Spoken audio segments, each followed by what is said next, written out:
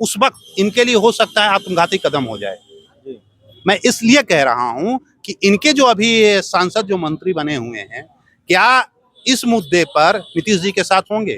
कहीं ऐसा तो नहीं जैसे जॉर्ज फर्नांडिस, शरद यादव, आरसीपी सिंह उस खेमे में चले गए?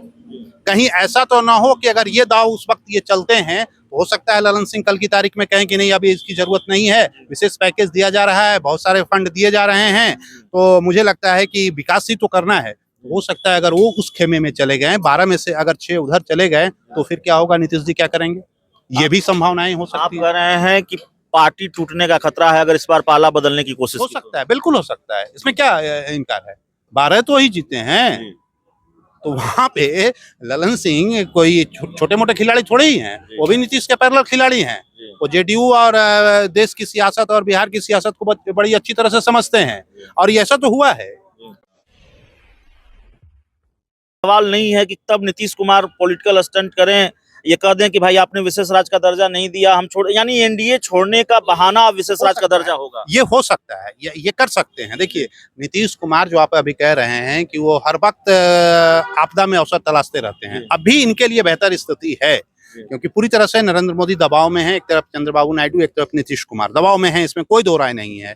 आप देखे होंगे कि आज कल चंद्रबाबू नायडू ने भी फिर बात की है नीतीश जी से, तो ये बातें हैं, दबाव में है। लेकिन यहाँ पर एक चीज मैं आपको और बता रहा हूँ कि अगर नीतीश जी ने ये दाव खेला कि अगर विशेष राज्य का दर्जा आप नहीं देंगे तो हम आपसे अलग हो जाएंगे, इस पे एक मुझे कुछ और थोड़ी सी एक कदम मैं आगे बढ़ रहा हूँ। इसमें मैं ये कहना चाह रहा हूँ, ये उस वक्त इनके लिए हो सकता है आत्मघाती कदम हो जाए। मैं इसलिए कह रहा हूं कि इनके जो अभी सांसद जो मंत्री बने हुए हैं, क्या इस मुद्दे पर नीतीश जी के साथ होंगे? कहीं ऐसा तो नहीं जैसे जॉर्ज फर्नांडिस, शरद यादव, आरसीपी सिंह उस खेमे में चले गए? कहीं ऐसा तो ना हो कि अगर ये दाव उस वक्त ये चलते हैं तो हो सकता है ललन सिंह कल की तारीख में कहें कि नहीं अभी इसकी जरूरत नहीं है, विशेष पैकेज दिया जा रहा है, बहुत सारे फंड दिए जा रहे हैं, तो मुझे लगता है कि विकास ही तो करना है। हो सकता है अगर वो उस खेमे में चले गए, 12 में से अगर 6 उधर चले गए तो फिर क्या होगा, नीतीश जी क्या करेंगे? ये भी संभावनाएं हो सकती है। आप कह रहे हैं कि पार्टी टूटने का खतरा है अगर इस बार पाला बदलने की कोशिश हो सकता है, बिल्कुल हो सकता है, इसमें क्या इनकार है? 12 तो ही जीते हैं, तो वहां पे ललन सिंह कोई छोटे मोटे खिलाड़ी थोड़े ही हैं, वो भी नीतीश के पैरेलल खिलाड़ी हैं। वो जेडीयू और देश की सियासत और बिहार की सियासत को बड़ी अच्छी तरह से समझते हैं, और ये ऐसा तो हुआ है। जो भी यहाँ से दिल्ली में गया, जेडीयू का जो भी लीडर दिल्ली में गया, वहां मंत्री बना, वो नीतीश जी के दायरे से बाहर गया। तो अगर उस आगे आने वाले दिनों में आप देखे होंगे, लोकसभा चुनाव के दौरान ही कई लोग जो ये गठबंधन हुआ था, ये एनडीए में आए थे, उस वक्त क्या था, इनके सांसद चाह रहे थे कि एनडीए में आए, उस दबाव में ये वहां पे गए थे। आपको याद होगा संजय झा जी ने बड़ी बड़ी भूमिका निभाई थी इस पूरे गठबंधन में। तो कल की तारीख में अगर आगे आने वाले दिनों में अगर गठबंधन तोड़ने का, एनडीए से बाहर जाने का बहाना विशेष राज्य का दर्जा बनाकर नीतीश जी अगर पाला बदलते हैं, तो अभी जो मंत्री बने हुए हैं उनकी तो कुर्सी जाएगी।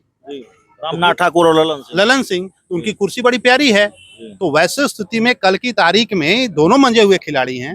रामनाथ ठाकुर जी तो बहुत ज्यादा रिस्क नहीं लेने वाले हैं, वो सेफ जोन में अक्सर रहते हैं, लेकिन ललन सिंह तो ले सकते हैं। तो वैसे स्थिति में ललन सिंह ये भारत जीते हैं, अगर वो 6-7 सांसद लेकर अलग हो गए तब फिर क्या होगा? तो चलिए, नीतीश कुमार अगर पाला बदलने की पॉलिटिकल स्टंट की कोशिश कर सकते हैं, विशेष राज्य के दर्जे को बहाना बनाकर वो अलग होने की कोशिश कर सकते हैं एनडीए से, इसकी संभावना है।